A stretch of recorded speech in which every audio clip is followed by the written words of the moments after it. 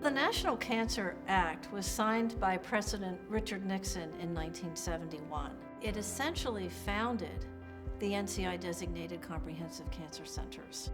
Here in the state of Arizona, we are fortunate enough to have an NCI-designated comprehensive cancer center, and that's the University of Arizona Cancer Center. We are the only NCI-designated comprehensive cancer center housed in the state of Arizona, and that basically empowers us and reminds us that our mission is to serve the cancer patients of this state.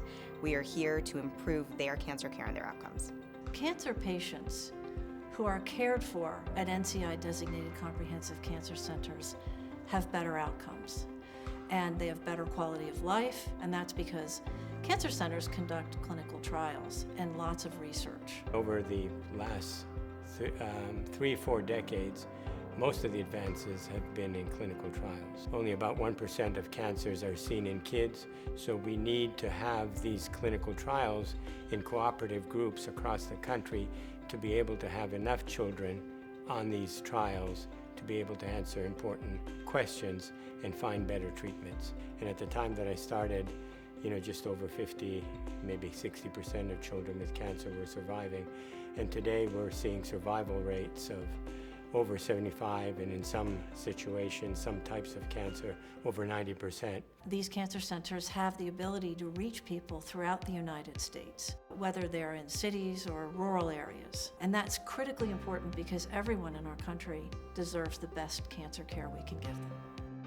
We have a huge population that are Hispanic and Latino, as well as American Indian. And so being the only comprehensive cancer center in Arizona allows us to provide an opportunity to treat and cure and prevent cancer, especially in these populations that are underserved. We're able to bridge the community into the cancer center and actually help with research programming, so that way we make sure that the cancer center is doing relevant research based on the needs of the community. We know that we are a Hispanic serving institution. We see a large percentage of patients that are Hispanic and or American Indian.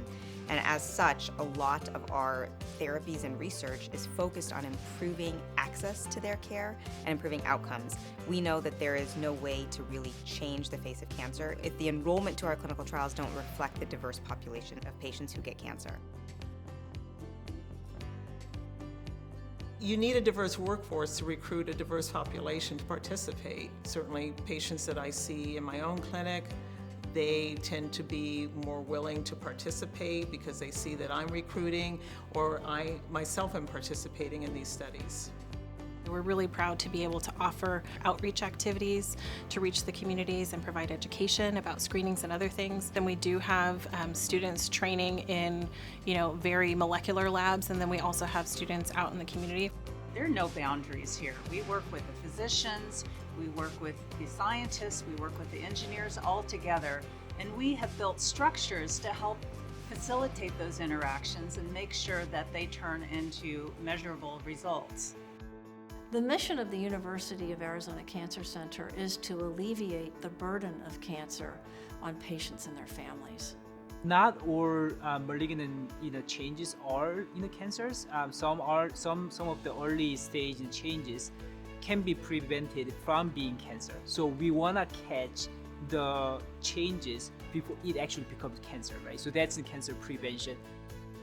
As a postdoc, I myself was diagnosed with cancer. From that experience, from that very personal experience with cancer, I found a lot of enthusiasm to dive full into cancer research.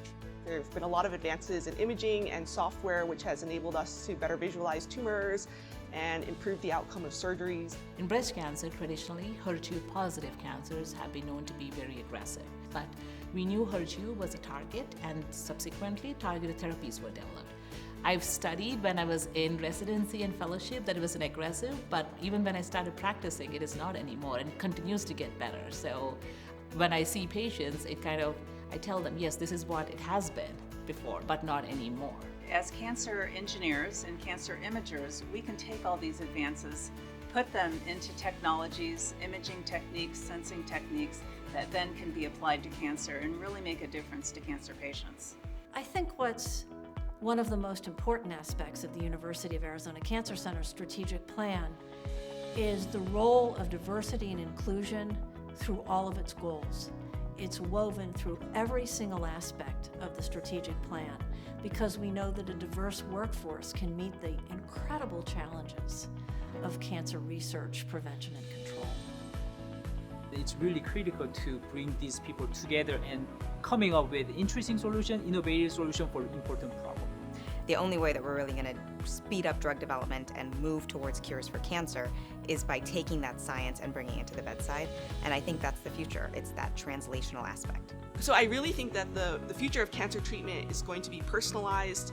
It's going to incorporate artificial intelligence and machine learning, and it's going to enable people to really take control of their own personal health and have confidence in the timeline of their recovery.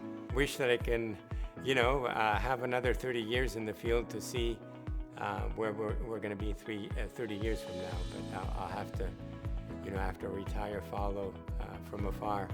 Cancer research is the best field. We've extended the lives and quality of lives for individuals who are diagnosed with cancer. So without the National Cancer Act, none of this would have been possible. When someone is diagnosed with cancer, they know that we have their backs. We can help them, we can treat it, and they can have a good quality of life and good outcomes.